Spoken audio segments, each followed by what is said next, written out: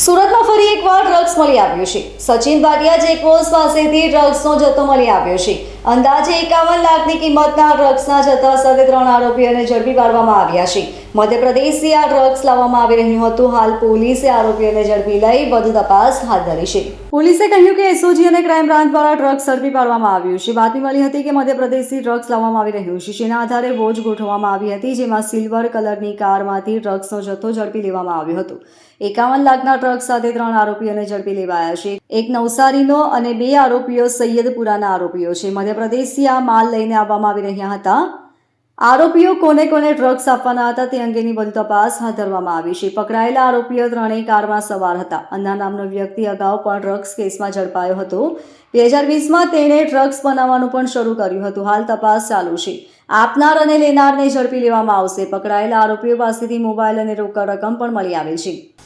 સુરત સિટીમાં no drugs in Surat city અભિયાન અંતર્ગત ક્રાઇમ બ્રાન્ચ અને એસઓજી ઘણા બધા ભૂતકાળમાં કેસ કરવામાં આવેલા છે.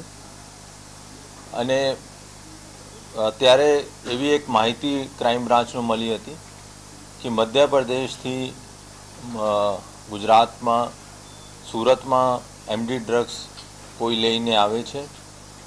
એના અનુસંધાને બંને ડીસીપી સાહેબ શ્રીમતી રૂપલ સોલંકી મેડમ અને રોઝિયા સાહેબ અને ડીસીબીનો પીઆઈ શ્રી પરમાર સાહેબ અને મોદી સાહેબ અને એની ટીમ વાચમાં હતા.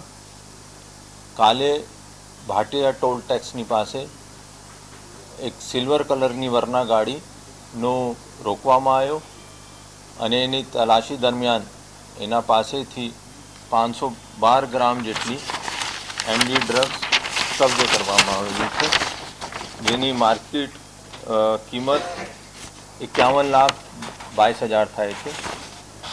એમાં 3 આરોપી પકડવામાં પોલીસને સફળતા મળી છે.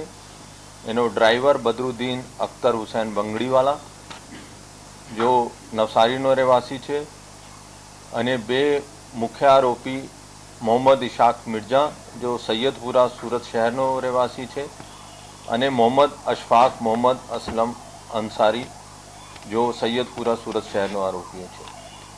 અને જો જેનાથી માલ લઈને આવ્યો એનો અત્યારે નામ ખુલ્યો છે ઇલિયાસ ઉર્ફે ઈલુ, મધ્યપ્રદેશ અગર શહેરનો રહેવાસી છે.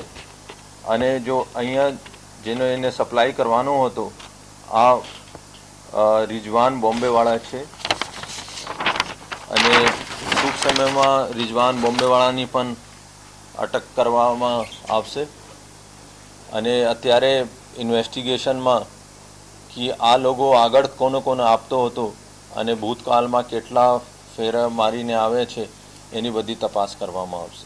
Bureau report LK star news, Surat.